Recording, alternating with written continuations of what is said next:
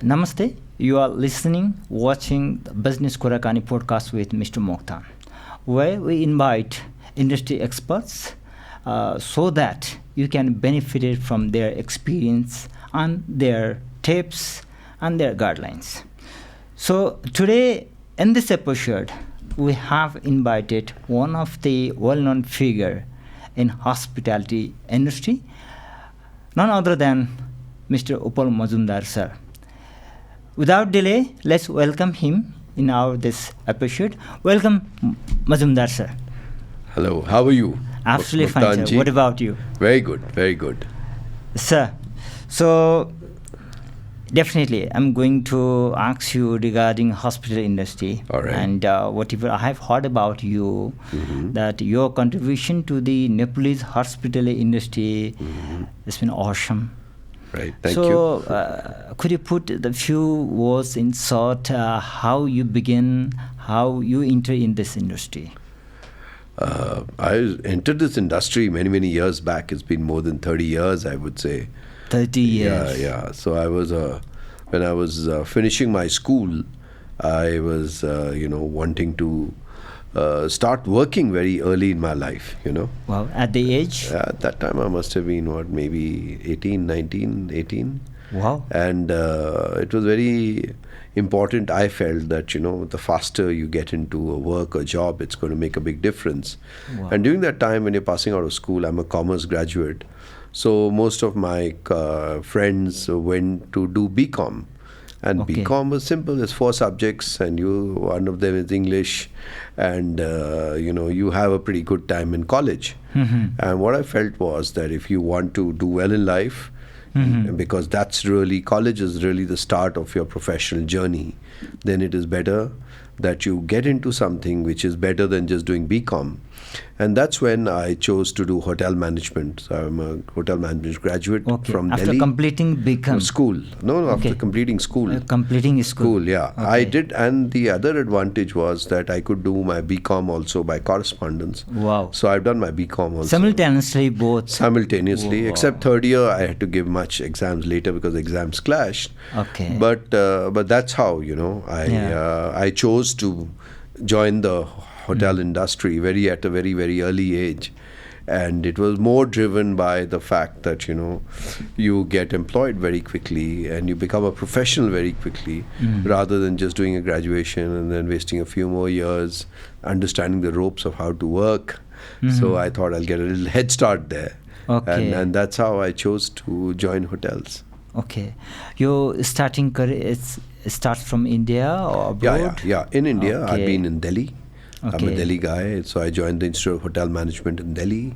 Okay. And then when I was passing out from there, I got a campus placement into one of the best hotel chains from India, the Wow. Oberoi Hotels. First instant? Yeah, first Oberoi Hotels, and I was a management trainee with Oberoi Hotels. Wow. I went through that program, a very tough program. I've heard that, Because only about 55-60% people actually pass out of the program. It's about a 2-year program.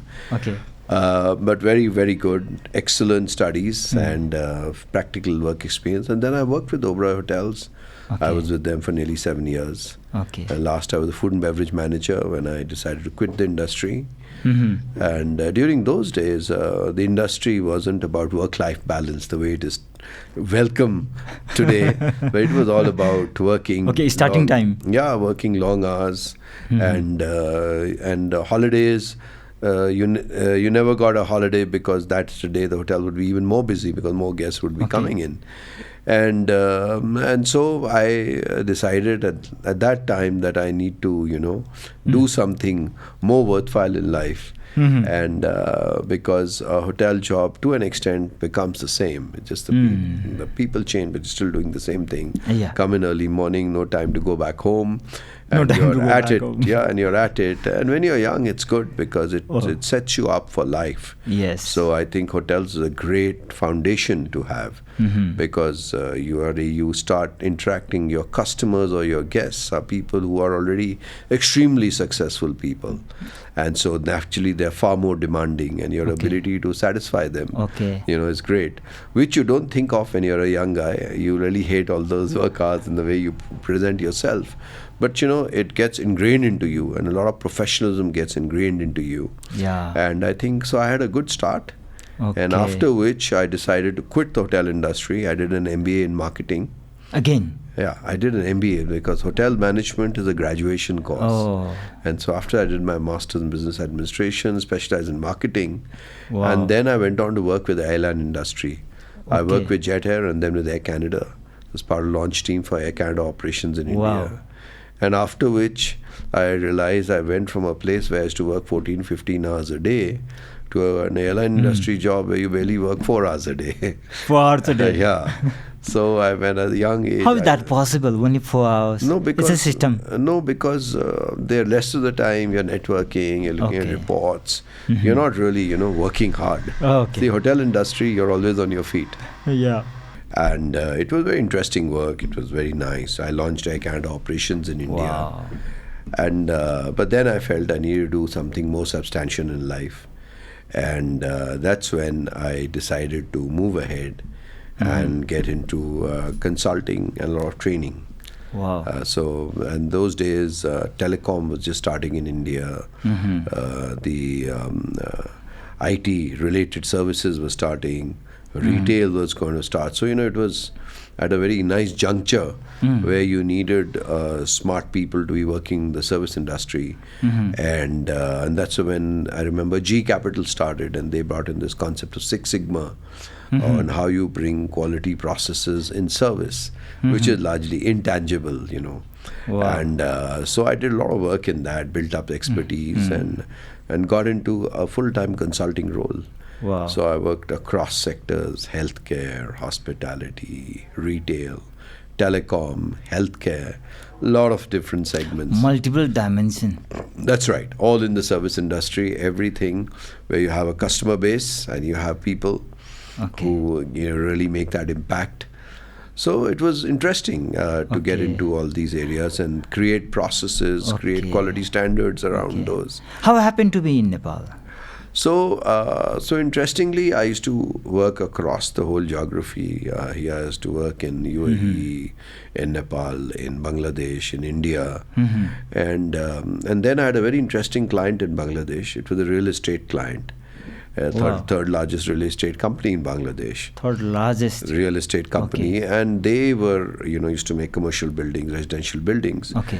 And we were looking at as to how they can go up the value chain. Okay. And one of the things which came up is they said, oh, you should get into hotels. So when you look into hotels in real estate, it's one of the best investments because the highest rate of return per square foot is hotels, not commercial buildings or residential buildings. And that's what they decided to get into. And I was doing some consulting for them. Okay. And by which time, and this was about in the year 2007, 2008, and which is nearly more than 10 years after I'd left hotels. More than 10, 15 years I'd left hotels. And it was interesting because, we learned a lot. I learned a lot from my exposures in consulting with quality processes and all. And people are it's a very flawed opinion that you are good people, they'll give great service. That's not correct. Deming, who's the guru of quality, he says that processes give you 80% quality. People only manage the 20%. Wow. If your processes are not in place, people will not be able to deliver. It's not just about a smile. It's also a lot about what the delivery happens. Yeah. And each time and every time it has to be exactly correct. So for example, I'll give an example. For example, you go to a restaurant, you have a great, serves you some fantastic food, and you taste and you say, very nice.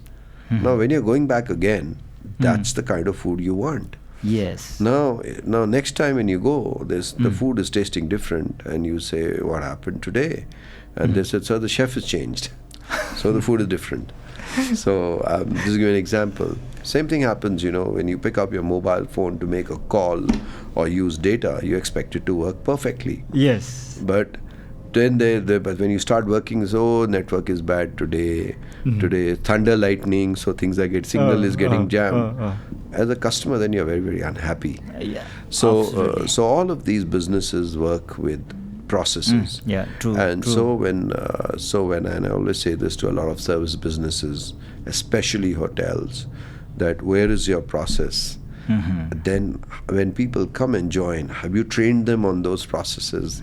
So does each one know exactly how to do when you ask for a task to be done? And with that, of course, comes the human aspect or the human element where you connect. But if people don't know and they're in the dark, then they're trying to do to the best of their abilities. So many times, you compare hotels, you compare restaurants, you compare other businesses, and you say, oh, this hotel is very good, service is very good, that place, service is not so good. That's what people say. Yes. But it doesn't mean that their people in one place are wanting to do things other they don't want to do. That's not true. It's because there's a gap in quality. And today when you talk about quality, it's delivered by people, and of course they can add that extra touch where the smile comes in. Of course that makes a difference. But if you're happy because you know what you're doing, you're confident, you'll always deliver. But if you're not happy, you're not confident because you don't know exactly what to do, then you're left at the mercy of the customer, and hotel customers can be quite nasty. So you mean as a consultant, you came into Nepal? Yes. So when I set up this hotel chain in Bangladesh, and then they were setting up this. It's a boutique all-suite property, and every month, and they asked me to consult for them. So I was consulting for them. Then things were not happening. So there, the MD of that company then asked me to be stationed in Dhaka for 1 year and open that hotel for them. And we got a lot of things that time because that was a luxury property because it was boutique, all suites. So a lot of things had to things had to come in, and it was a very small property. It was only 26 suites. Earlier they were planning to make some like a 60-room hotel, but then when we said no, just 2 suites, make it exclusive. And so that's when they asked me to be there for 1 year to open that hotel for them, set up all the systems and processes. And because it's a smaller property, you can't have so many people. So what we did, we multi-skilled everybody in operations. So everybody could work, could serve in the restaurant, could make a bed in the room or clean the washroom, could check you in and check you out, carry your baggage. So we had all this young team, and we trained them on all of them, and they became multi-talented team. And then I was there for a year, and then I realized after so many years that I really loved hospitality, my first choice of career, and I want to make a U-turn back into hotels and hospitality. And then once left out, again back to the same place. Now with a lot of knowledge, now understanding what people want. So it was different. So earlier I was very good. I was an operations expert, and then from there I became a people expert. And that's what that 1 year taught me, and I really felt very motivated, very good. And then there was the Annapurna Hotel in Kathmandu, and they were planning to do something. So I connected with them, and then I did some consulting work for them and with other clients. And then they were planning to make this new hotel, and so they asked me to come on board as the CEO. And set up this whole business. You're called here as in CEO? So I joined in January 2012, and that's how I came to Nepal on a full-time assignment as the CEO. And it's Annapurna. Yes, the Annapurna. And those were very challenging days. It was still very unstable. Political leadership was just happening, and there was very militant labor unions, and then business wasn't so great about Nepal. So it was good, but it helped me steer that organization through. I was there 2.5 years. Then I did some consulting assignments, and I realized it's important to get branded properties into Nepal.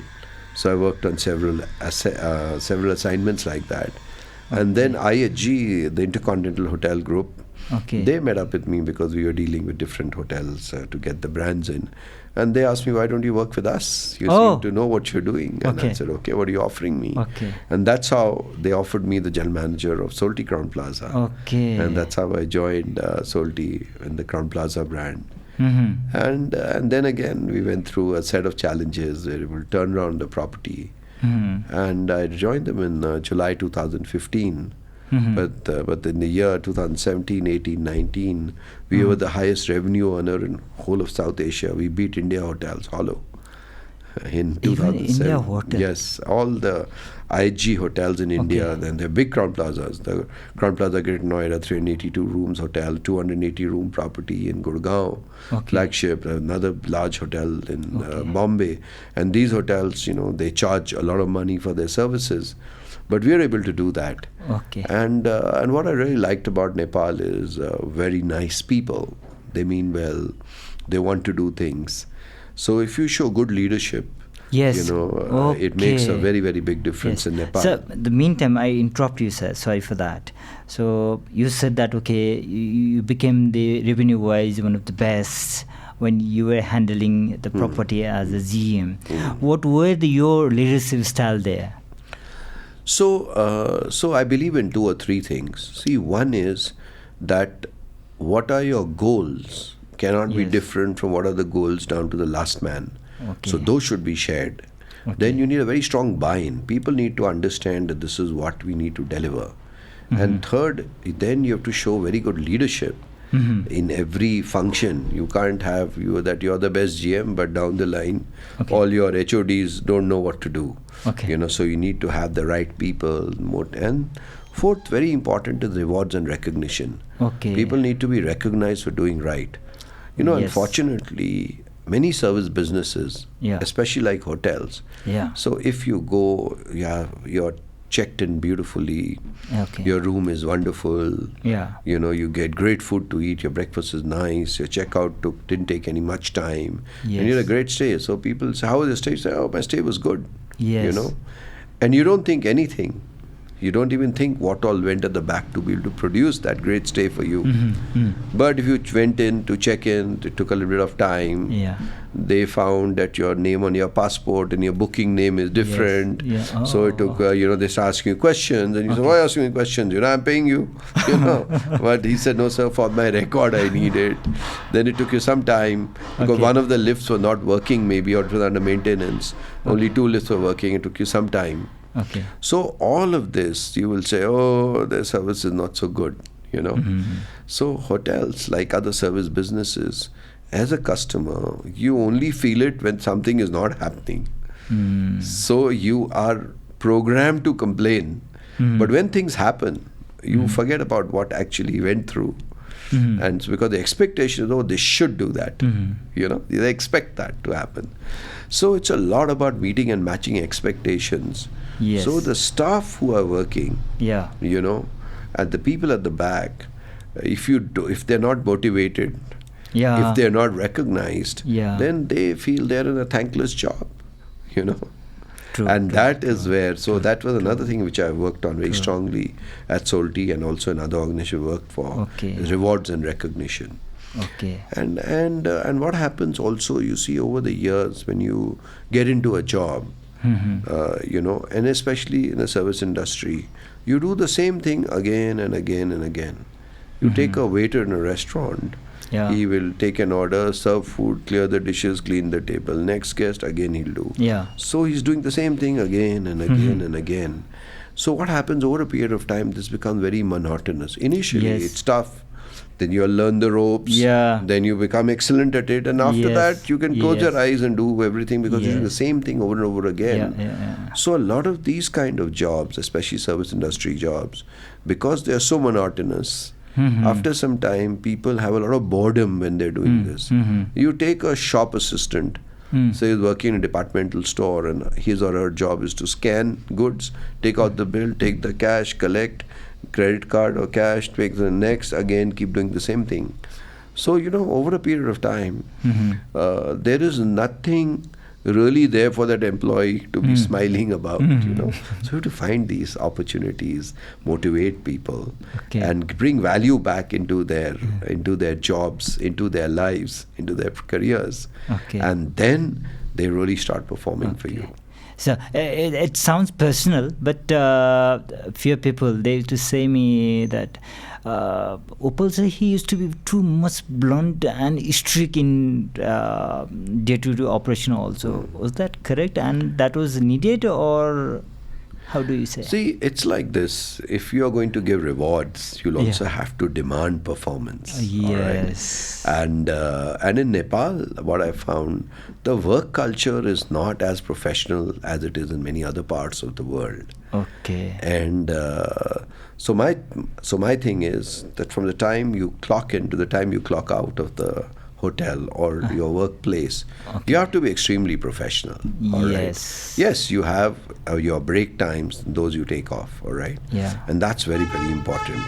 Yes. And a lot of those kind of things, is what as a leader, you have to be extremely demanding, not just of your people, also from yourself. Yes. And when you do that, that's how you drive for excellence. Yes. And in that process, people need to understand what it is. Okay. So while you would have heard this, if you meet a lot of people who work with me, they would say I'm a very tough boss, but they would also say that I learned the most. True. And today I have so many people, who worked with me. Maybe at that time they didn't like me at all, but later they really come and appreciate. They said, "Sir, what I learned from you, I'm still using that today," and that gives me a lot of satisfaction. Sir, it's been almost how many years you said? I've been more than 11 years. 11 years in Nepal. Yes. So how do you define in very short the current situation of hospitality industry of Nepal? So Nepal hospitality industry in the last 10 years, or say not even 10, maybe the last 5 years, say from 2015 onwards, say the last 7 or 8 years, it's completely transformed. Completely. In terms of? You see, earlier you had some established properties. Okay. Who were doing, and the rest of them were just doing their own thing. Okay. But then all the branded properties started coming in. Okay. Newer brands and newer hotels started coming. Okay. So if you see in 2015, I would think, or 2016 probably, the Fairfield by Marriott opened. Okay. Now before that, the latest hotel to open was the Hyatt Regency, and that was more than 20 years old at that time. 20 years old, yeah, true. So Nepal had this big gap where I'm talking only about hotels and hospitality, where whatever happened before that. Okay. And then for the next 15-20 years, nothing happened in the hotel and hospitality field. Of course, a lot of things happened. There was a revolution and there was change of governance and all. But when you look at it from a hospitality thing, but Nepal always had tourists. Yeah. Even in the height of insurgency, you still had people climbing Mount Everest. And the good thing about Nepal, and this is what I tell a lot of people, that even though there was an armed revolution, but we never heard a single instance of a tourist getting kidnapped or somebody getting hurt, which doesn't happen in most parts of the world. The moment there is a strife, there is this kind of a revolution happening, and armed men are everywhere fighting battles, no tourism happens in those countries. But that is the unique thing about Nepal. And everybody respected the tourist, So I'm sure there would have been skirmishes and all. But what happened? Hotels stopped. So the hotel industry took a 20-year hiatus. And then the latest came into play. So the Fairfield Marriott opened, the Aloft opened, the Marriott Hotel opened, and there's so many new hotels now opening. And the latest to open was the Dusit Princess, and So suddenly you were in a 20-year backlog, and then you have the latest opening.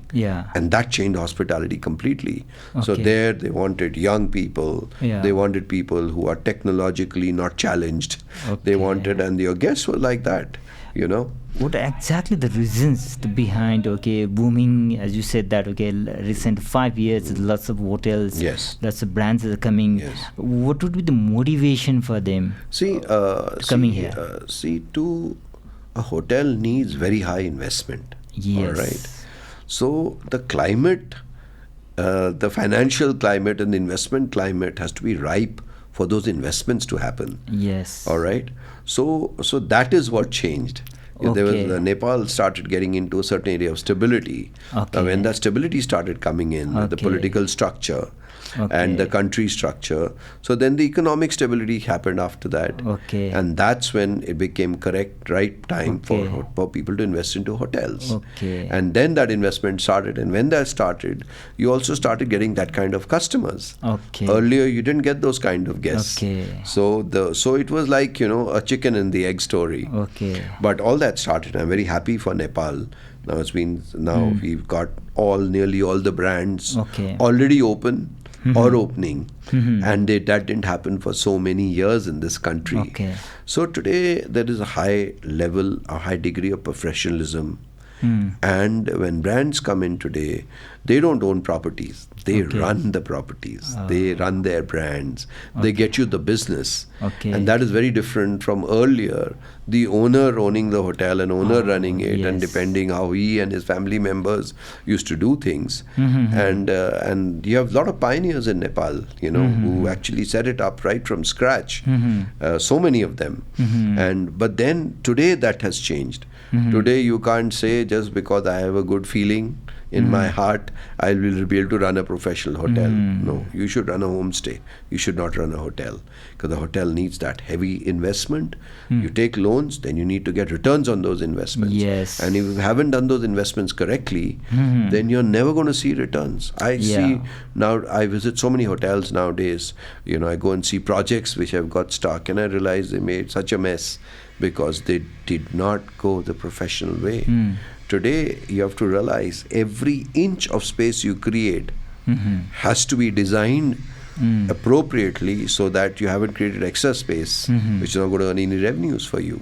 At the same time, if you make the non-revenue area smaller than what is required, like the back of the house, all right, you will not be able to deliver quality to guests in the front of the house. True. So all of those today have become extremely professional, not just in Nepal, worldwide also. All right. So either you are one of those traditional properties giving traditional things, and people want that experience, okay, or you have to go with a proper thing, because that's what people are demanding. And then came COVID. So 20 to 22, nearly 2.5 years was COVID. And that changed hospitality again forever. Suddenly hygiene became very important.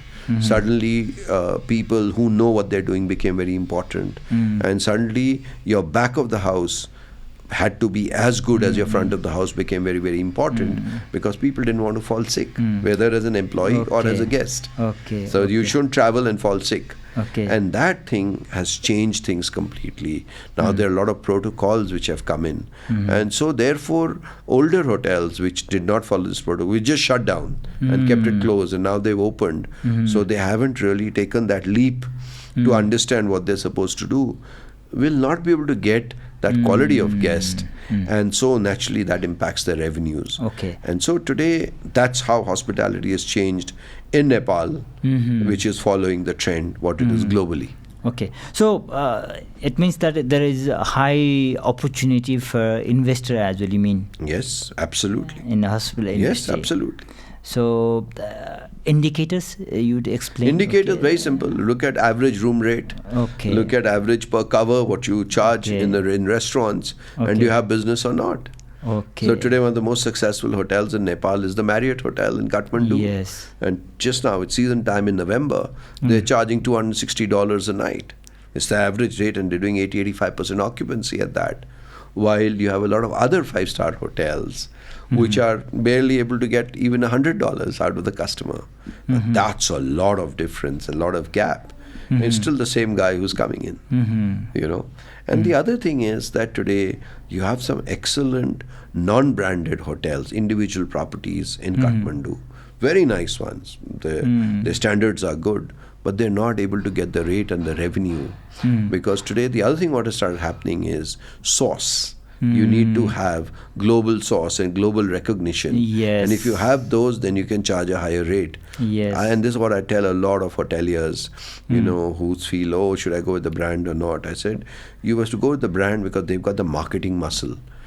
I think there will not even be 0.01% people who are getting off a flight in Kathmandu who don't already have a hotel booking, who don't know where they're going to stay.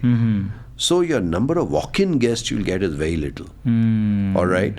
So all the guests who are going to stay with you, that their booking's already done. Now, what is your source for those bookings? As an individual property, standalone, you're dependent only on local market because you don't have sales offices outside of Nepal, or you're dependent on the net. And the net bookings are less, or you depend on OTAs or online travel agents.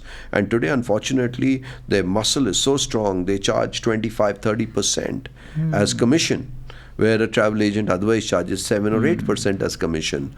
So because they give you the business, they charge you that much.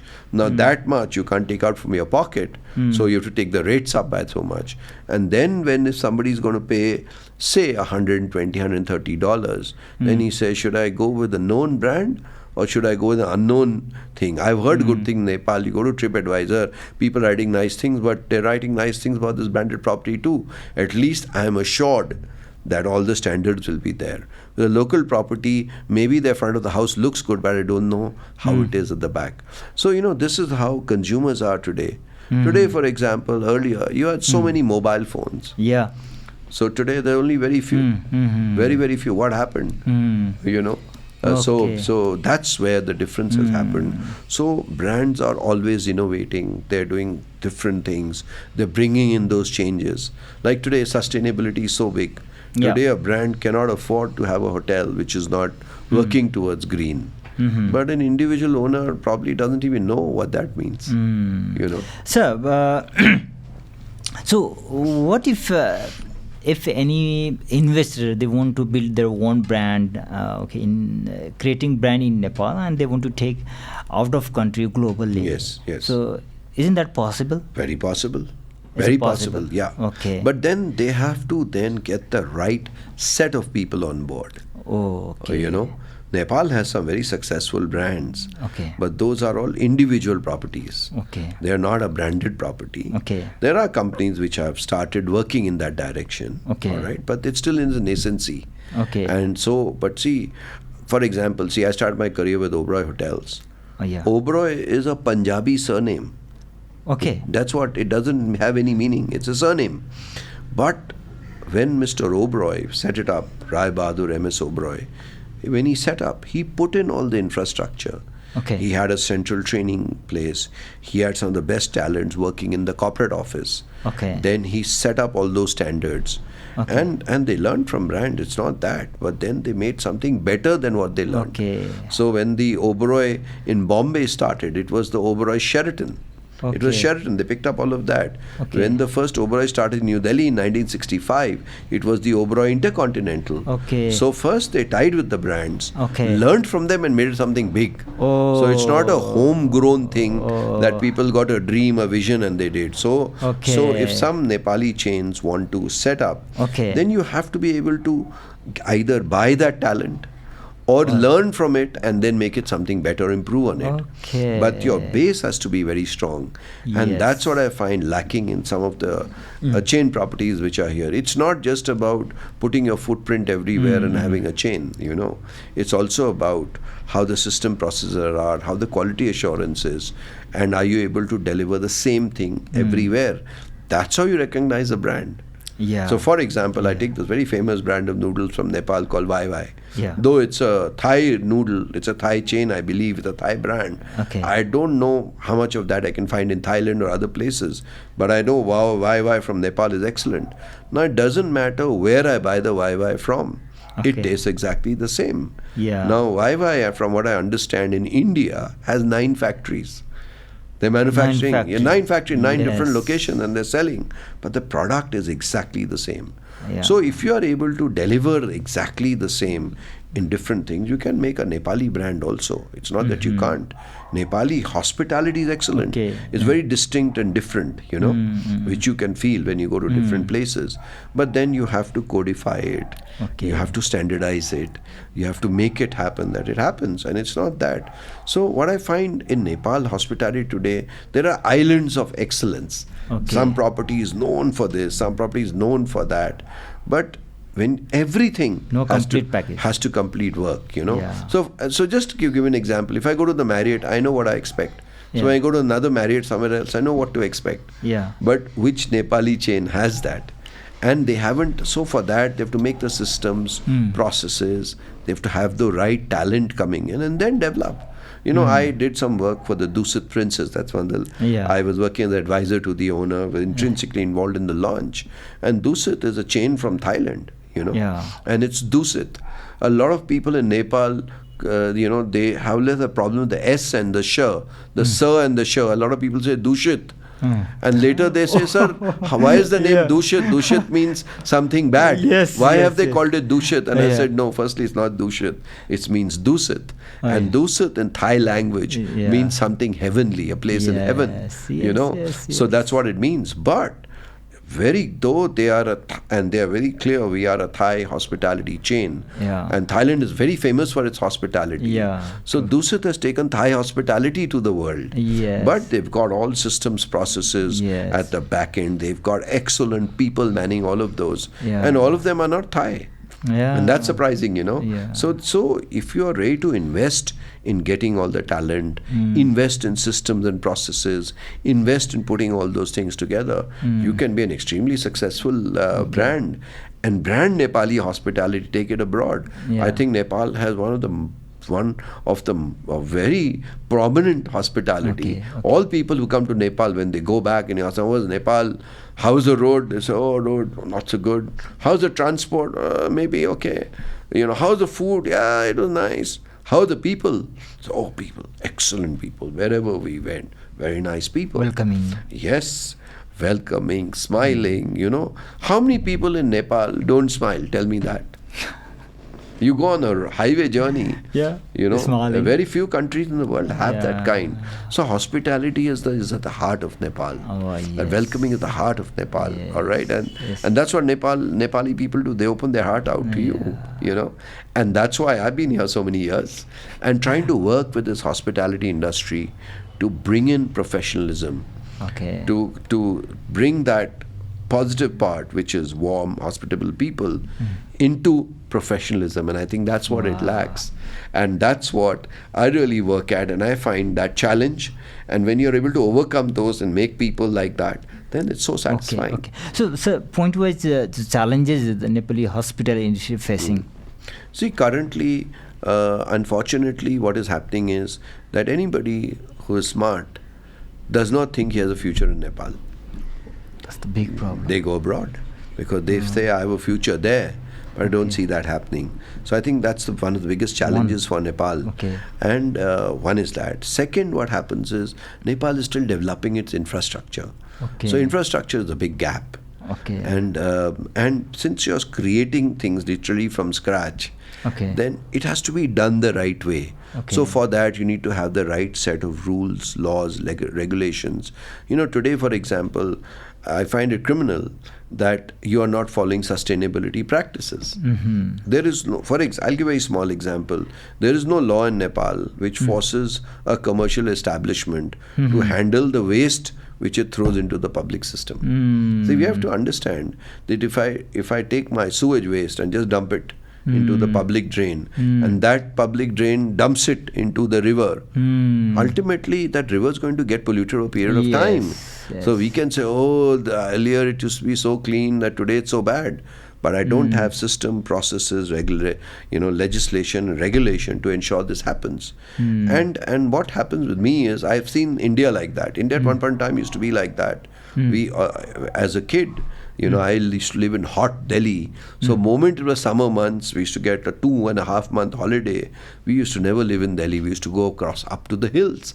The Mussoorie, Nainital, Simla, so many. And it was always a beautiful journey.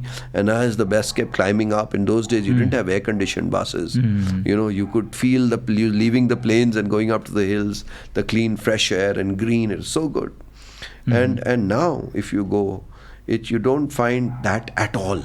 Even in the hills, you have air-conditioned rooms, and summers you need to run the AC. In India, in most of the North Indian hill stations, because that time people were not aware, we polluted everything and finished. And today, I see in Nepal those same things. So I'm reminded of my childhood, when I go to Nagarkot, Dhulikhel, all these hill stations, all these areas. It's exactly like how it used to be. Where is the lacking point? It's not having enough policy? So the lacking point is two. One is awareness, and second is enforcement of the policy. Okay. See, today, for example... You mean we do have policy, but enforcement is not working? Policy and awareness. So I always say awareness, and awareness, if you have awareness, you'll create the policy. Yeah. Then you get people to buy into it. Yeah. And then it goes ahead, Yes. So for example, just by the fact that I take my refuge and throw it down the hillside, so I don't see it, doesn't mean that it's gone away. It's going to come back into and bite the next generation. Yes. So, and so today, for example, a lot of people say, why are all the third world countries or what the developed countries are putting all these norms, that they were the biggest polluters. But they learned and lost. So today they're trying to help us. So today, when we start something, we can do it right. That's what I say. If we start, we can do it right, because we are starting our journey. Nepal till 2015, 2016 did not have power.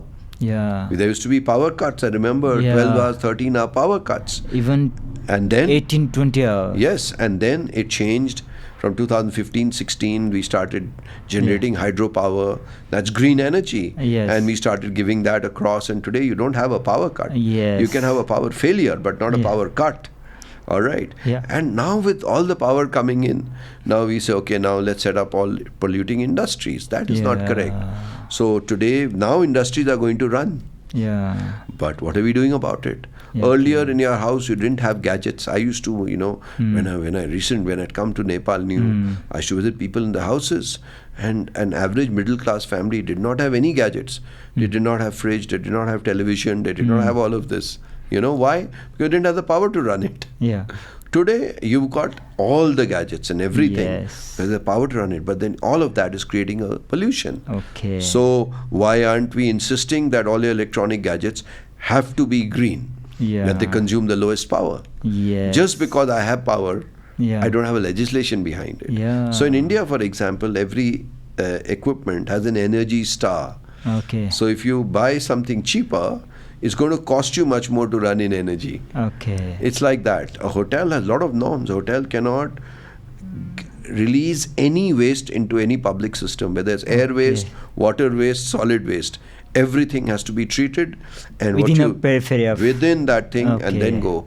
And that is why, because a commercial establishment is earning from the environment, but they can't finish that. And that is what I feel lacking in Nepal. And if we don't bring awareness in with governance bodies, with legislating bodies, with people who are part of the system, then it's not going to happen.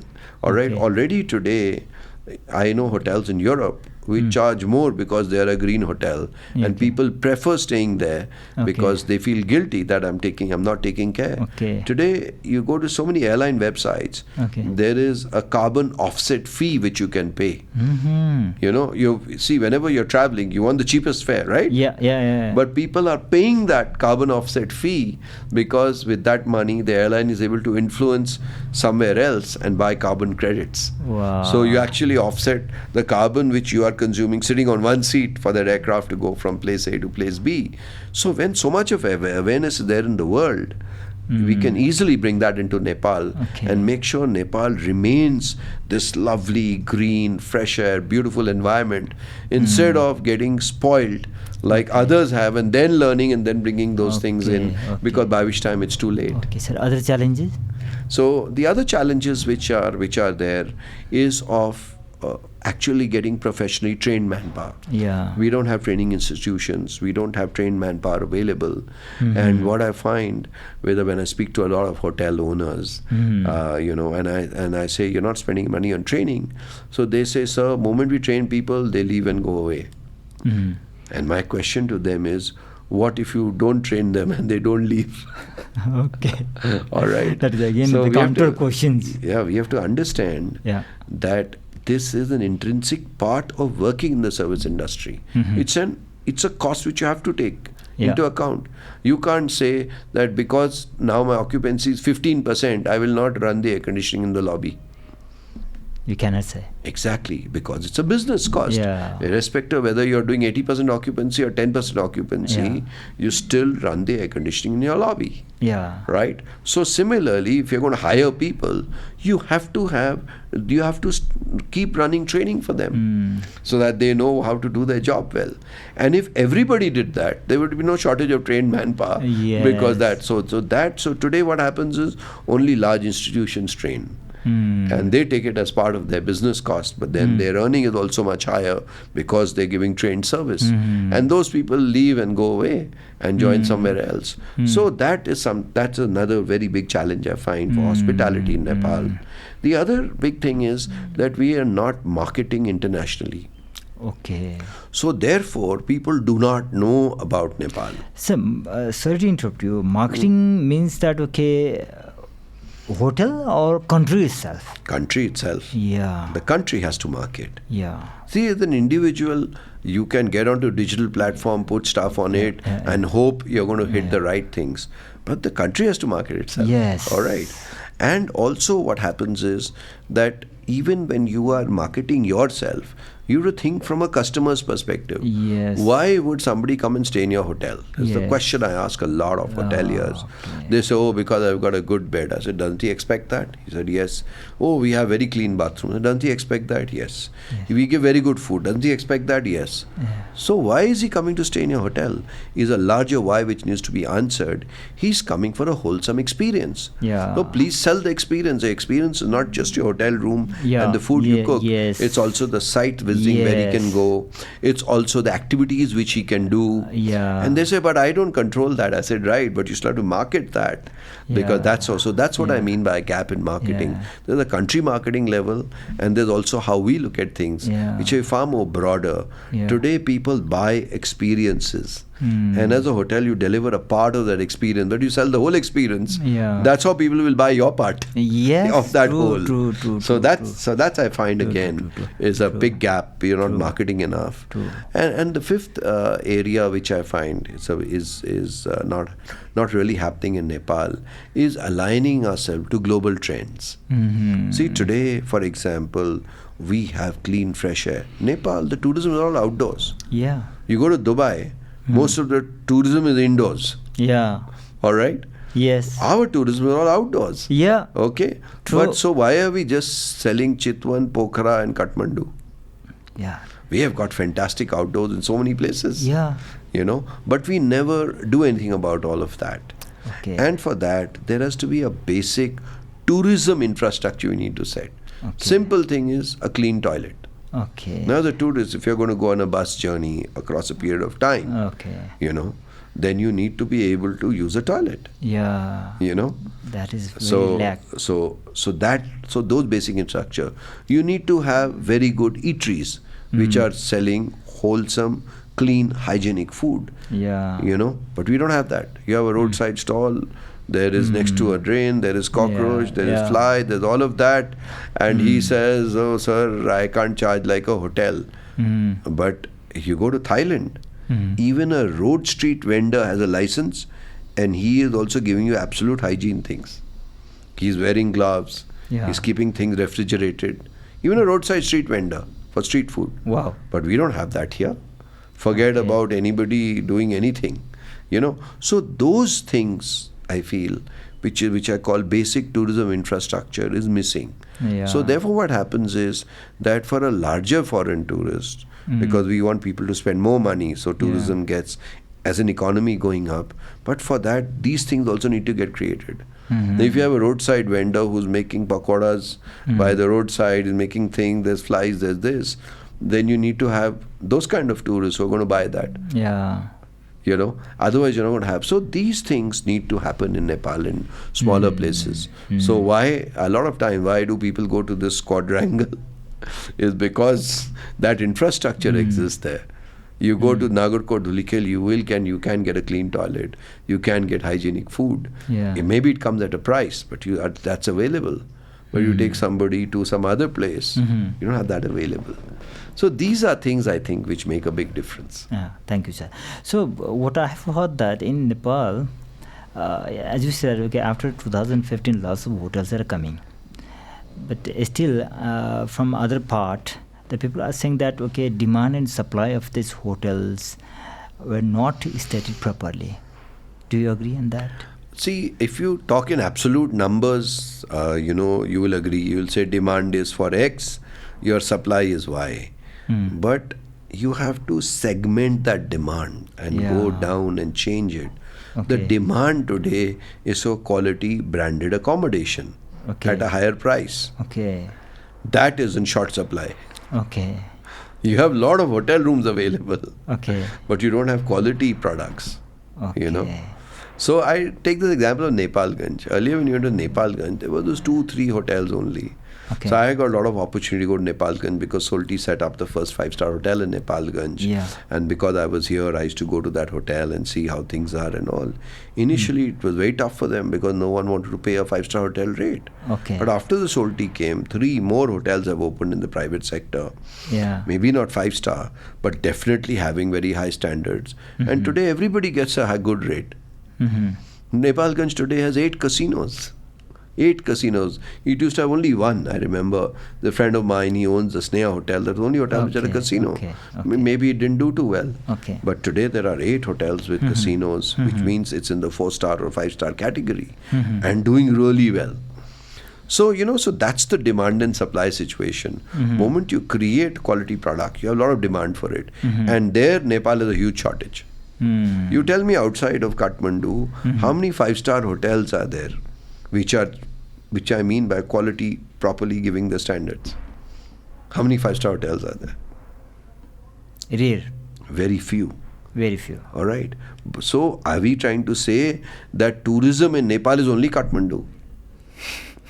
Absolutely not, but correct. So all the people who come to Kathmandu, they also go to these other places, and they get a completely compromised feeling. There is not even a single 5-star hotel in Pokhara, which is very high tourism. There's no 5-star hotel in Lumbini. You see, we talk about all of this. They are coming up. And today, what I mean is a proper, globally recognized international standard 5-star hotel, and that. So then, and once you have 5, you have 4, you have 3, they all follow. You have a lot of local hotels. So they cater to the local crowd.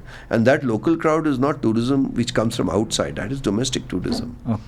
So there's a huge shortage for international tourism in hotel rooms, in quality products. And today you have Nepalese who travel abroad. All right, there are a lot of Nepalese who travel abroad on holiday or leisure. They stay in some of the best hotels and they pay that kind of price. So if you give them that product in Nepal, why would they not come and spend that? I'll tell you a very interesting incident. I was talking to one of my very good friends, a pioneering hotelier from Nepal, Rahul Chaudhary, who have the Taj properties. They've set up one of a complete brand standard Taj, a 400-room property in Dubai. Now he has the same standard. Dubai? They own and they're probably setting up another Taj hotel in Dubai. So when they set up the Meghali Sarai, it was a fantastic hotel, and they never sold a room below 45,000 rupees, which was nearly $350 to Nepalese. And they do some great occupancies today from what I hear. And that business during after COVID and post-COVID, it was only Nepalese. It wasn't people coming from outside. So it is not, it's a fallacy that you don't have. So therefore I say, yes, when you see the total number of hotel rooms and hotel rooms which are getting used, you'll say oversupply. But when you say quality hotel rooms, then it's different. And if you see, even the older, very experienced hoteliers, like the Shangri-La, which is now shut, Annapurna, which is shut, there is then Everest, which is only operating with a very small percentage of their rooms.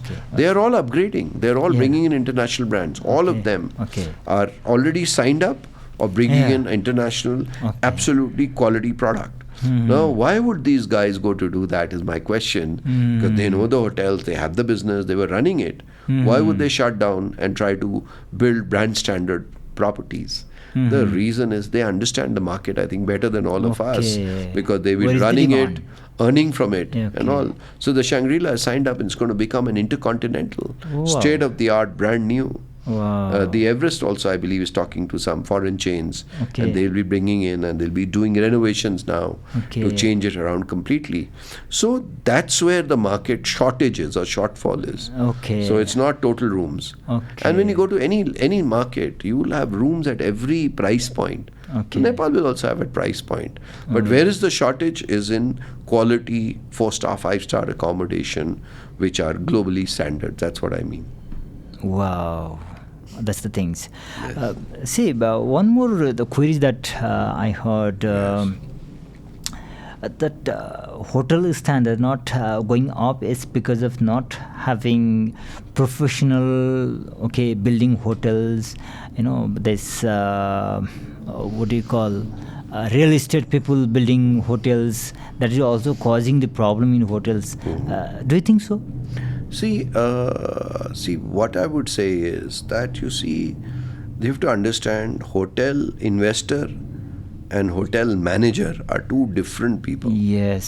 So if an investor starts running his own business, Yeah. then he will run to the best of his ability. And not hotel, any business. Any business. Any business. So Any today, business. somebody says, I'm going to make steel, and he doesn't know about steel. He's an investor.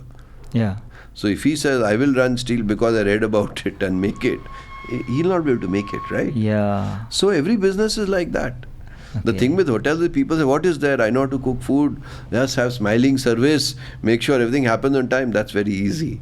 Okay. So those kind of businesses will Okay. have their Okay. challenges, all right? Okay. But otherwise, and that goes for any business. Yeah.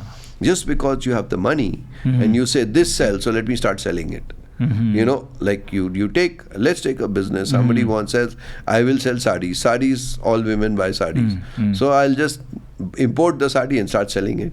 That also needs a certain degree of skills as to what kind of sarees you get, what kind of fabrics are required, what kind of colors are trending, what kind of materials do people prefer, what is the buying pattern or behavior. And if you don't know all of this, you will not be successful. Yes. Yes. And I always say everyone learns by after you invest your money, then you start learning why it's not happening, then you start investing. So that's a costly way to learn. And once you learn, then of course you'll do well. It's not that. But that time period you take and the cost you incur and then what you get is a compromised product. And that's what you can change by working with professionals who can make that big difference, and then giving a free hand and learning from them rather than trying to teach them how to run the business. Okay, that's not the problem that real estate whoever invests, it's not a problem. No. The problem that if they try to run themselves only going through running reading, that's going to be a problem. Yes, absolutely. Okay, sir. Whoever listening us, watching us, some of them might be already in this business. And some of as a career they want to pursue in this industry. Yes. So what would be your suggestions for those people thinking of pursuing career in a hospital industry, and those investors who are thinking to invest in this industry, and whoever doing business in this industry? Right. What would be your suggestions for them? Okay, but these are three different categories of people. Okay. See, somebody who wants to do a career in hotels and hospitality, I think it's a fantastic career choice. Wow. It's one of the careers in which you learn very quickly. Yeah. You meet some of the most demanding customers. Yeah. Okay, and this is what I tell a lot of my Chances colleagues. of having lots of PR. Not just PR, that's I would say one of the fringe benefits. Oh, okay. But I will tell you, see, today, for example, when I talk about say a 5-star hotel or star category hotel, see the people who come to those hotels as your guests, all right, they are already very successful people. Yeah. That's why they have the money in the pocket to afford you. Yes, all right. true. Now a person who's already successful knows what he wants. Yeah. Is usually far more evolved as a businessman, let me put it like that, or people who run businesses because they're in that senior position that they can afford all of this, right? Yeah. Now to satisfy those people is not easy. Not easy. And that's what you learn in the hotel industry. Yes. Any other industry, Yeah. you are not meeting the most successful people Yeah, of that yeah, city, yeah. of that country, or globally. Yeah. People can travel and come and stay in a hotel. yeah. You know, so what happens in hospitality? It's a very challenging career, but you learn very quickly Yeah. to deal with the toughest customers. Yes. Because they're already successful people. It's not a Yes. mixed bag. Any other business you take, you'll meet all different varied people. Wow. But in hotels, you only meet successful people. Yeah. All right, and you have to satisfy them. Okay. So if you start looking at a career like that, it's a great learning experience which sets you up for life. And I would know very few hoteliers who haven't changed careers or gone into something completely different, and they were not successful. They were of what they learned here. All right, and this is what I tell a lot of youngsters. Okay. Also, what happens is any career you join, in the beginning, you have to do a lot of grunt work. You do a lot of hard work. Yeah. And hotel industry is extremely hard. There are very few. Why? For example, there are very few hotel jobs where you can sit on a chair Yeah. for 8 hours. You don't have any jobs like that, when which you sit on a chair for 8 hours, maybe as a telephone operator. Yeah. But even today, those are also gone because Gone. people now are on their mobile phones. So Yeah. telephones also handled by front office. And all hotel jobs are standing jobs.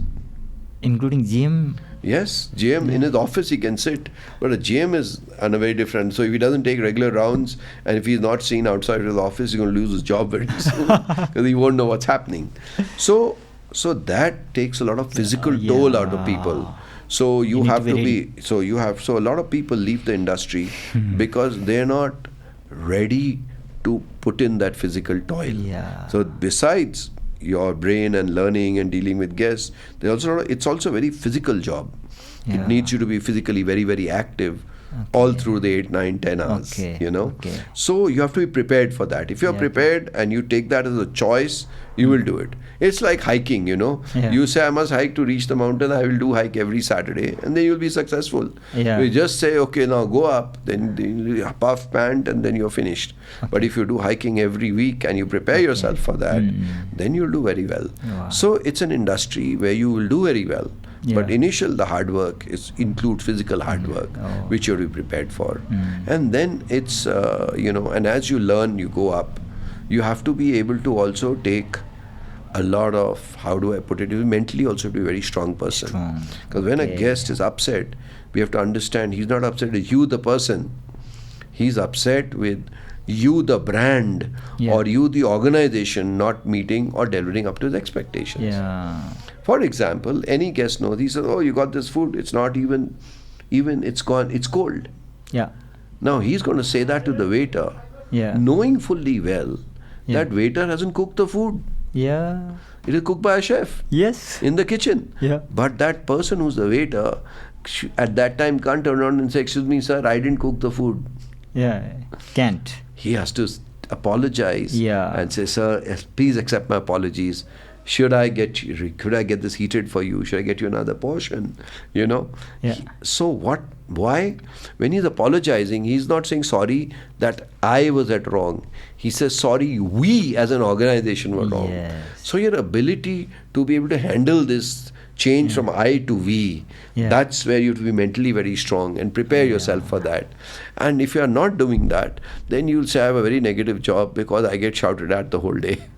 My boss shouts at me, my guest shouts at me, I better get another job where I can shout at people. You know? So those are the challenges. So you have to be prepared to accept these challenges, part of what you are to grow up. And then that makes a difference. Moment you say, he will be angry, he's paying so much for a dish. He expects it, right? And I have to deliver. But all that you do as a representative of the organization, though he says you, but he means you, the organization, not you, the self. So if you're able to do all of those things, you'll be very successful. And tomorrow you go to any business is successful. Why? Any business in the world is successful. Why? Because it has customers who are buying and paying for that product and service. So any business you run, it's all about customer satisfaction. And hotels is where you learn it really well. So you're preparing yourself for any career in life. So that's why I say it's a great career, fantastic profession. Okay. Second, when you come to investors, why should people invest in this industry? When you look into this industry, it gives you great returns. Yeah. But it will be over a period of time. Yeah. It doesn't happen immediately. Yeah. Immediately you face a lot of losses when you invest. Okay. And when you look at a country like Nepal, Yeah. if you want to invest in a business, which is the best business to invest in Nepal? It's hotels and tourism. Yeah. Because it will always be green.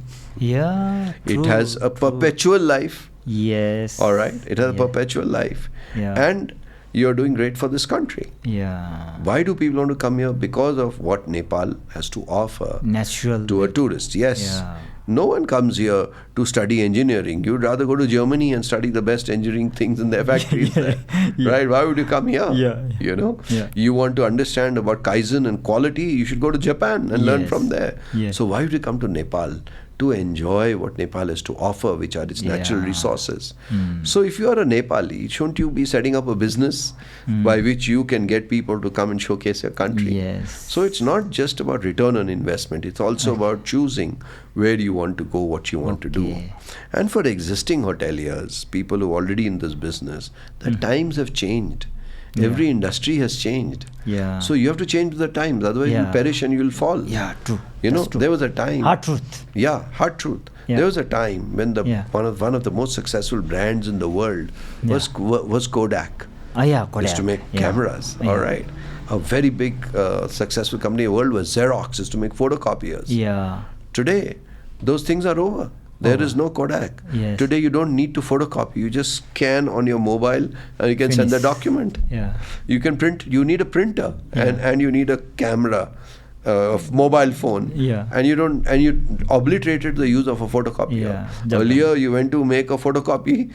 Today you just take our cam scanner and wireless printer is already printing it. Yeah. You don't need a photocopier. Yeah. So so similarly, when it happened to so many hardcore product businesses, which were excellent, which were known for their quality, but they changed over a period of time. Yeah. Similarly, existing hoteliers need to change and embrace Yes. as to how their customers' demands have changed and change with the times. Okay. And if they're able to do that and deliver that sweet spot, then they will be doing very well. Okay. And Nepal also has some very successful brands. Yeah. There's Dwarikas, which is pure Nepali hospitality, but done with the professionalism what you expect in a branded 5-star hotel. And they do better than that. Okay. Because the customer buys that at a higher price than what it buys at a 5-star hotel. Yeah. You know? And so that's what I mean. So other hoteliers need to invest in those things. They need to invest into systems and processes. They need to invest in their employees. They need to invest into infrastructure of their own things. You know, a branded hotel, 4% of what you earn every year you have to spend on your R&M to keep your product up to the mark. How much do other hoteliers spend? They don't. And you ask them, they say, oh sir, we barely make 15-20% profit. You want me to spend 25% of my profit in repairs and maintenance and upgrading my product? And I say yes, because if you don't upgrade it every year, after 4 or 5 years, you'll have to spend much, much more. And then you'll take a loan and you'll be indebted to the bank. And the next 10 years of your life, you're paying the bank. You're not paying yourself. Yeah, self. Yeah, it's true, like that. True. So this is what I would say to these 3 categories of people. Okay. Thank you, sir. One more thing. In Nepal, hospitality means, this restaurant also part of the hospitality. Yes. In Nepal, in every 10 steps, some of places, in every 10 steps, you could find restaurants. Yes. Mushrooming. Yes. And nowadays I'm hearing that, most of them are struggling, some of them is shut down, some of them doing good. True. What is the reasons that you do find, though they have invested a good amount, some of them are shut down, some of them are doing good. What do the reasons are? So they were not able to figure out demand supply? The reason is very simple. They're not able to satisfy their customers. If you're a satisfied customer, yes, and which means that your expectations are met, then you go back to that place again and again. If you go one time and your expectations are not met, it could be taste of food, it could be hygiene, it could be quality of staff, it could be environment, it could be anything. But if you are not matching and meeting those expectations, your customer stops coming. Okay. And once customer stops coming, or lesser people come back to you, Yeah. then it goes down. Businesses like restaurants and hotels, their lifeblood is repeat customers. Oh, yes. Same person coming back to you again and again. Yes, yes. So I always tell this to a lot of business owners. Yeah. Why should a customer come back to you? Yeah. What is the experience he had? Yeah. And that's really where it makes. So if you see successful restaurants, they haven't changed their formula. Yeah. They say, oh, this, when 10 years back or 20 years back when you come, the same taste and food I get. So it's not the same taste. They have consistently met and matched customer expectations. There was a time when, I'll give an example, when hotels used to charge you for net connectivity. You had to buy a coupon and use it. Yeah. Even today, telecom companies' major revenue doesn't come from voice, it comes from data.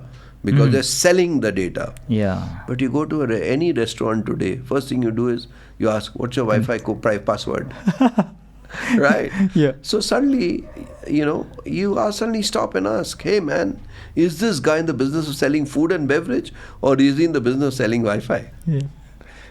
But today you have to provide it because that's a customer demand. Yes. So you say, oh, all customers demand. I get one broadband connection. I pay 1,500 rupees a month, but all my customers want it. So similarly, there are so many other things also today which customers want. Yeah. They want you to use a clean cloth to clean the tabletop. They want you to sanitize it. Yeah. So during COVID, everyone used to spray and sanitize. Yeah. But today they've stopped doing it. Yeah. So when a customer comes, why should he want to sit on the same table where somebody else has sat and it's not got sanitized? Yeah. So we learned from that. So to keep it up as a practice. The same cloth he's using to wipe the table.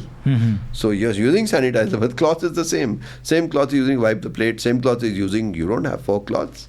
Very easy to do that. You go to a standard restaurant which has got some standards, it will have 4 different colored cloths. And one color only used for surface cleaning. One you use for wiping the dishes. But the guy's got one cloth, waiter's doing everything with that. So people see that, I don't want to come back here again. Food taste is very good, but I'll order it on Foodmandu. I'll not come here. And when he opens Foodmandu site, he realizes there are 20 other restaurants giving the same type of food, which looks good at a better price. And he's gone. Yeah. So these are the reasons why, some restaurants do good, some do average, and some fail. Because they're not able to meet and match their expectations, what their customers ask for. And many times it's very basic. It's not always just the taste of food. And how will you know as a business or as a restaurant that what do customers want? Is by communicating with them. How many restaurants have you ever gone in Kathmandu in your life where after your meal finished, everything happened and when the bill came, the owner or somebody in the restaurant came and asked you, sir, how was your experience? You said, it was okay or good. What can we do to improve this? How many people have asked you, the customer? So you will have your own ideas. You'll say, oh, this happened, that happened, my staff is doing good, that guy left. It's not that. Ask your customer. How many times has that ever happened to you where somebody actually asked you as a customer that, sir, what can we do to improve? You see? And if people started doing that in the restaurant business, they would keep getting repeat customers back. How many times, where customers, they give you a form to fill as a feedback, which asks for also your date of birth and your marriage anniversary date. But how many of those guys ever wished you on your birthday? Forget of wishing, did they even send you a text? So why are you collecting all that data? So if you don't work. So some people or some restaurants, very few, do all these things right. Majority don't do. So I'm not surprised that over a period of time they lose business and they shut down. You shut down because you don't have enough people buying your products and services, which gives the profitability to be able to pay for your cost. So for this restaurant business, your tips for them. Yeah. So in 3 points, okay, what should they do? First is that you have to clearly understand who's going to be the customer for your business. So where you look at demographics, look at psychographics, you put all these and profile your customers, that my restaurant is for this type of customer. So my restaurant is for youngsters who are kids going to college or people who just started working, say for example. Yeah. So then accordingly, based on that, is your ambience like that? Is it a young ambience which will interest them? Now, typically people like these won't have too much money to spend. So your menu cost, how are you pricing it? All right. Then based on that, what are the kind of waiters and people you have? They also need to be youngsters who can interact with them. Yeah. So first, number one tip is planning the right kind of product for profiling all the customers. If you say my customers, everybody, then it's a mixed kind of a bag. All right. Okay. Or you say, I'm serving you Italian cuisine, not pure Italian because people won't like that, but the kind of Italian food which people have the taste for. So it's cuisine based. Yeah. So number one is, what is the kind of restaurant? What type of customer do you want? You profile that. The second thing very important for a restaurant is what kind of things are you doing to find out what is your customer experience. It's not just food. It's food, ambience, service, the whole occasion that why he's here and things. So catering to that is thing. And the third very important thing is the basics which should be right, which is hygiene. Today, hygiene is a basic. How are you doing washing of the plate? So I find so many restaurants, they just pick up everything, take it at the back. The guy who's washing is washing it everything only in water. That's it. And some places they don't even have the water. They just dip it into one pan which has water and just wipe it and keep giving it. So that's what I call the basics. Yeah. So these three things are very, very important. The customer, the type, profile that defines what kind of food, service, ambience, everything. The second is finding out from customers, doing that connect. And the third is get your basics right. So now we're almost in ending. In Nepalese restaurant business, nowadays this franchisee system is booming kind of things. Yes. But at the same time, they are drastically seems failure. And what would be the reason, sir? See, again, it comes back to when you build a brand. Yeah. It's not about how attractive it looks and where it goes. Yeah. There has to be a whole infrastructure at the back to be able to give it. Yeah. I take a example of a very successful multinational brand called KFC. Okay. Yeah. Okay. Now KFC also today is opening in so many parts. Yeah. For about 10 years, 12 years, they were in Nepal. They were only available at 2 locations in Kathmandu. Yeah. And now they're expanding. And the reason they were like that was because they didn't have the infrastructure to support the quality. Yeah. So what they did over a period of at that time, they developed local vendors. Today, KFC chicken doesn't come from outside. There was a time when it used to come from India, then the bird flu started, that got banned. Then KFC used to fly in chicken from Saudi Arabia, which used to come in containers. All right, and that's what they served. But today they've been able to develop Nepali vendors. They've got factories in Nepal which are being run by companies to standardize their product. Now their recipes are still proprietary and secret, but they are able to still go that part. Now today when you want your basic raw material, say is chicken, now if that itself the quality is going to differ, you'll never be able to give that. Spices, the taste, the flavors. So all of that, when you go for a franchise chain, you set the expectation where it has to be exactly the same everywhere. If it's not, why would someone take a franchise also? Because when you take that brand, you are paying for it. Something you're paying. So when you find that is not getting me business, you will get rid of it, or you'll stop paying those guys. And that's also quite common. So it's not about just building a brand with a logo and a sign and a color. It's also about developing what a restaurant is for the product. Yeah. So do you have a supply chain in place? Yeah. Are you doing economic quantity buying? so that cost of logistics of delivering that product from a central place to that location gets covered because your cost of production is lower. So if you have made all those systems, then you'll be successful as a franchise chain. If you don't have all of those, you'll make a brand which looks nice, there'll be customer recognition, but moment the product quality differs, then customer will say, oh, that is good, that is not good. Yeah, let's not take name. A few of I have not taken a single name. Yeah, I only took up a global chain to show you what they did. In Nepal, there are few names that there are, and we could find in every 1 kilometer you'd find the same name there. True. Same name. Yeah. And amazing thing that a few months back, owner of one outlet came to us and saying that please support us. And why should we support you? We have taken franchisee, and then they were supposed to support you. Am I correct, sir? Yes, you're right. But but the fact that they are not supporting you means they don't have all that in place. That brand won't last for a very long period of time. You see, if somebody came to your help and support and you provided it and you turned it around, then after some time that owner is going to think himself, why am I paying them franchise fee? Because I'm doing everything myself. So he might take another name and not pay them anything. Okay. So we have to understand that the people who set up for the franchising business, it's a very short-term business.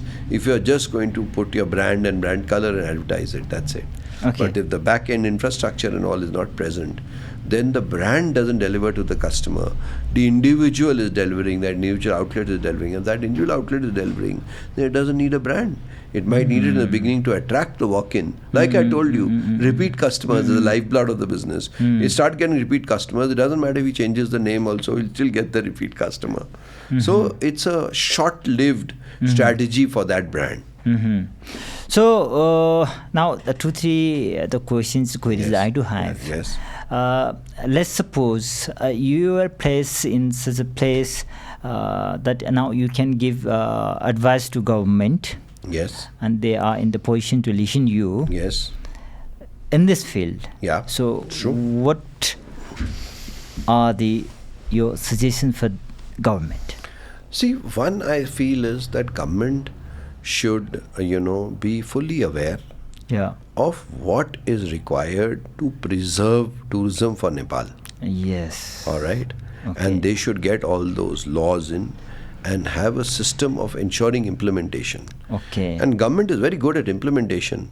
Today you don't pay your tax, the government will make sure that you pay. Yeah. All right. Yeah. You don't pay your bills of service you take from the government like electricity, water. It'll make sure it has systems and processes of enforcement. Yes. So they need to do those also for tourism. So this is one thing, which I would say.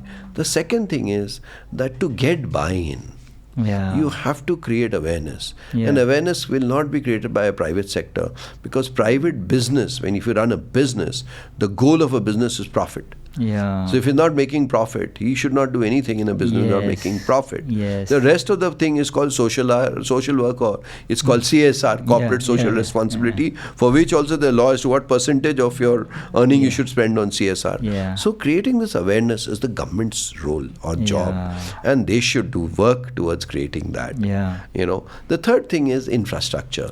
See, today there are different models which have been successful in the world. Some have become successful by using grants. Some have taken the PPP, private-public partnership. Some have gone on build, operate, lease, transfer basis. So whatever kind of things work, then infrastructure has to be made. We can't say Nepal is a poor country, I don't have the money, so I'll not make a road. That's not correct. Today, for example, just take the Kathmandu Pokhara road. It's taken so much of time. Yes, given to a private sector company to make. Maybe they're taking their own sweet time about it. But that road is needed. Today, you don't have that road. You have to go. You have to take a flight. Now, your flights are not compliant with international laws. Now, because you're not compliant with international laws, your insurance does not work as a foreigner. So it becomes very difficult now to take a foreigner to Pokhara. I have a beautiful airport in Pokhara, but he's not ready to sit in my aircraft. He's not ready to sit in my vehicle because there's no road. So it's only the guys who are daring who take that chance and they go. So it takes a lot of guts when I have full insurance to sign off on that document, which I have to do to my travel agent to say that liability of flying the aircraft is mine. All right. So this is what I would say, that you need to come up with a model that works. Now it's very simple. If you do build, operate, lease, transfer basis, that private sector company will be in a big hurry to complete, because the day he completes, he starts earning. If it's going to take 5 years to make a road which should take 1.5 years, he doesn't earn for the 3.5 years, and he's keep putting in money. So the qualifying criteria on those are all done by government, and different models they can use and to create that infrastructure which helps tourism. So I think this is basically, what the government should look at. Yes. You would suggest to government. Yes, yes. Okay. Sir, those investors thinking to invest in this industry, let's suppose they want to start a 3-star hotel. Yes. Okay. Yes. So what should be their mindset regarding their investment, the pocket size? See, what I tell any investor is hire the expertise. You're going to spend 20, 30, 40, 50 crores. Yeah. And you're not an expert. So even if you do spend 1 crore to get the expert, spend that, he will save that 29 for you. Okay. If you try to go with other people who have vested interest, they will push their interest. Yes. So many times I meet owners, some are friends, some are people I got to know, and they say, we are doing a hotel. I said, can I see your plan? When they show me the plan, I said, okay, show me the back of the house. I agree, this is very nice, made by a very good architect. Show me a kitchen. And then I see the kitchen plan, I say, why do you need this, why do you need this, why do you need this? Who made this plan? And they say, actually, we have, architect was very good, but we got the vendor to make. Now you have to understand, if a kitchen vendor is going to make a plan, he has a vested interest to sell you all those equipment. So don't think it is a free service. You are paying for it through your nose. Instead of that, pay 1 or 2 lakhs to a good back of the house consultant. He will, because that's what he does day in and day out. He will let you design a kitchen for you, for which you might save that 3 or 4 lakhs which he will charge you. He'll probably save you double of that. Okay. So this is what I tell new investors, that either you are professional, you know everything inside and out, then you go ahead and do something. Okay. Otherwise, please hire the best talent. Okay. Pay them their fees. Okay. Don't try to save that, because you lose crores later. Okay. Still, sir, so if someone want to invest in 3-star hotel having 50 rooms today, so how much money they should plan? See, if you take a very ballpark figure, it depends upon the building size. See, a lot of people say, how much should it be? Should it be 1 crore a room, 20 lakhs a room, 40 lakhs a room? And I say that's very flawed. What is the size of your room? What is the size of your corridor? How many restaurants and bars do you have? Because you see, when you're constructing, the correct way to look at it is, what is my gross floor area? Because I have to construct that floor area. And then I have to put equipment inside it. I have to air condition it. I have to ventilate it. So all that is going to add to my cost of what I'm setting up. So I always say, take a ballpark figure. What is my cost per square foot? And today the ballpark cost figure for a 3-star hotel in Nepal, it varies anything from about 8 to 10,000 rupees a square foot. For a 3-star hotel per square foot. For a 4-star hotel, it'll be 12 to 14,000 square foot. And for a 5-star hotel, it'll be about 14 to 15,000 rupees, going up to 20,000 depending how lavish and luxurious you are per square foot. So it has nothing to do if your room size is 26 square meter or 32 square meter. The costs are all different. It's all per square foot or per square meter. And that's how you look at costs. And so these are the costs I would share with you. So in restaurant line, sir, what is the investment amount you think suitable to invest? Someone said, I have invested in 5 crore in my restaurant. Someone said 10 crore, 2 crore. See, again I go back to the customer. See, I ask people a very simple question. Why are you making a restaurant? Because you want to earn profit from it? Or you are opening a restaurant because you say, whether I make profit or not, it's okay, I wanted to open a restaurant. So if you're making a restaurant which you have to make money, then you have to design it for that customer who's going to come. Yeah. And based on that is all your whole investment. Okay. Again, there is also same like that you said in the hotel per square days, in the restaurants. No, restaurants are not like that. Restaurants are more customized. They're more individualistic. For example, you say, I will serve only fresh food in a restaurant. I'm setting up a salad restaurant. Okay. So you just need a place to wash the salad, store the salad, and be able to put it together. That's how it is. Today you might say, I want to set up a cafe, but I will not cook anything in the cafe. Everything you can outsource. You have people who come and deliver to you. So only heat, reheat and serve. So the costs of investment are very, very different based on that.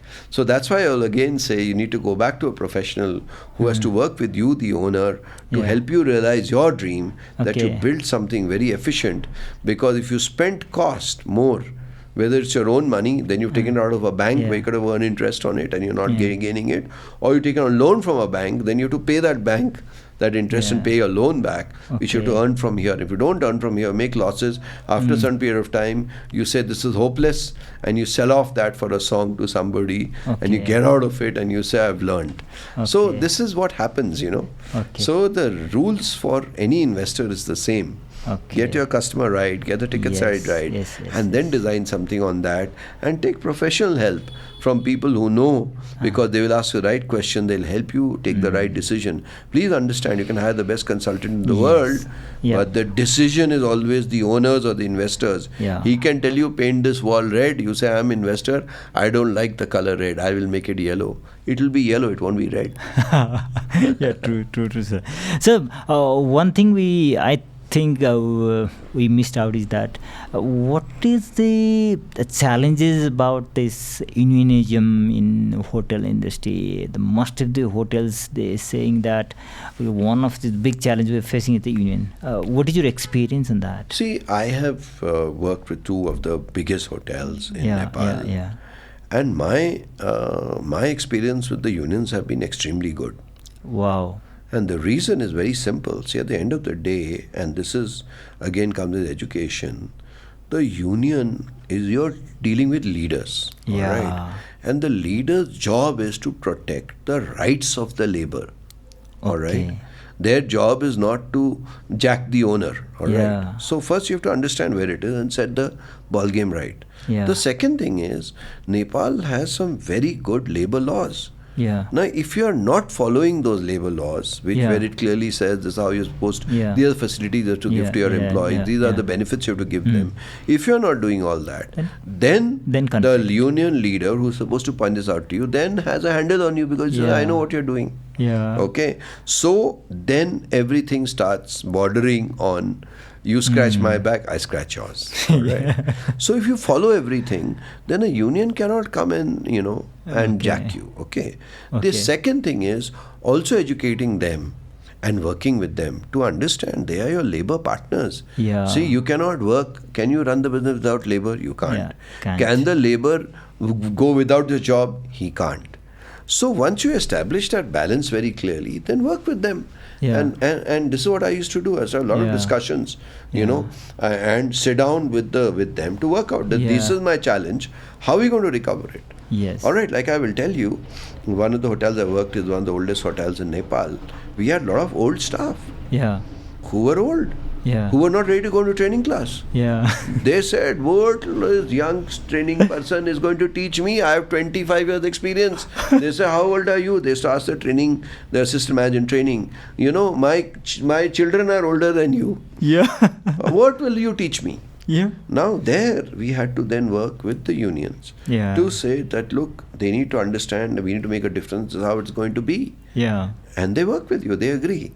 So it is not that they only come demanding.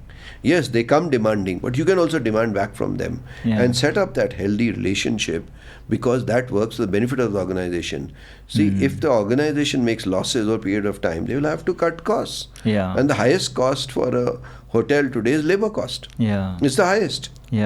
So always you want to cut, As a percentage, if you see from my sales, my highest cost is labor cost. Okay. After that comes heat, light, power, and energy cost. Okay. Then comes all the supplies and all which I take. Okay. So today, if a business is going to make loss, they're going to lose their job.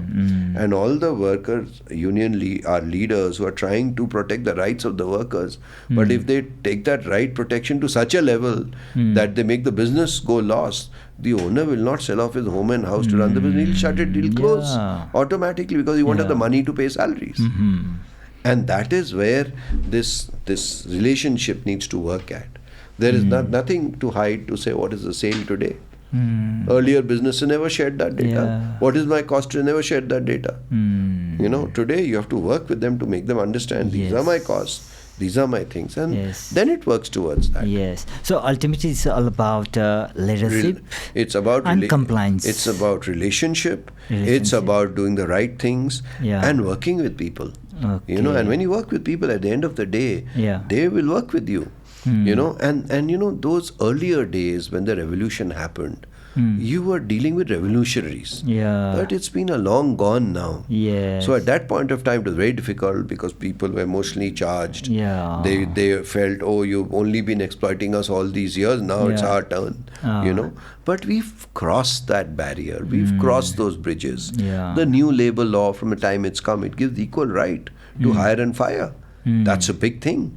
But if you haven't been following the law, and you fire someone, then you're doing something illegal. In the law, it's very clearly given, the labor law in Nepal, you can fire any employee, but there are steps how you go about it.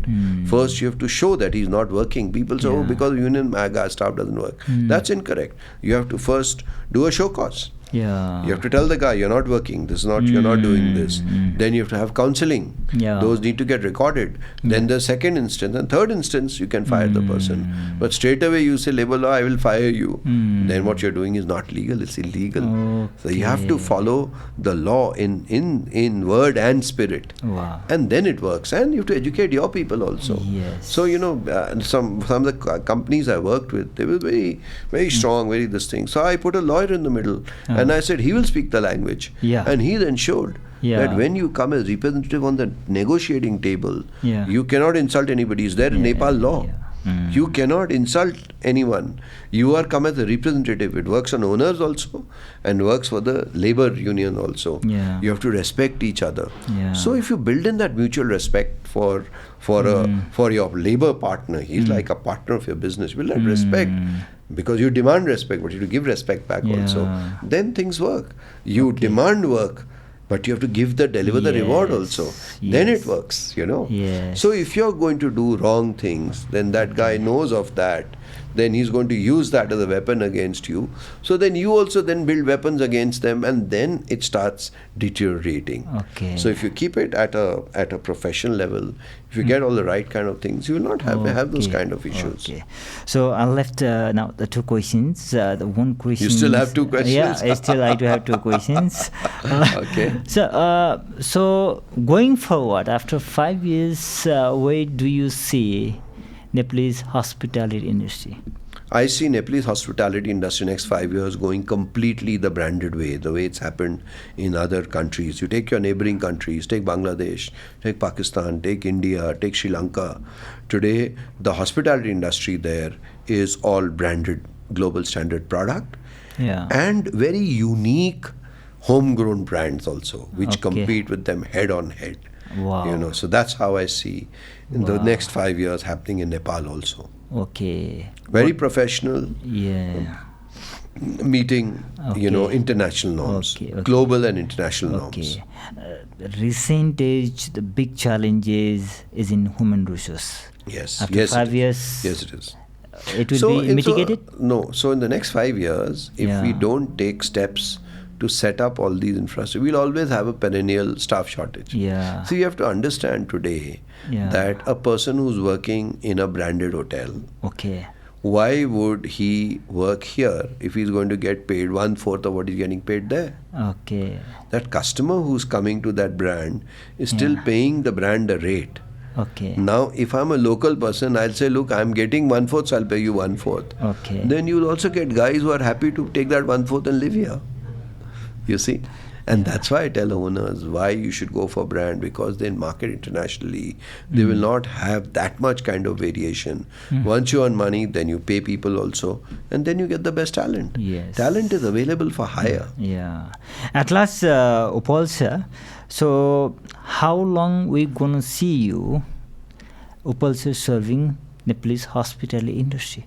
See, you know, when I had come originally, I had a 3-year contract.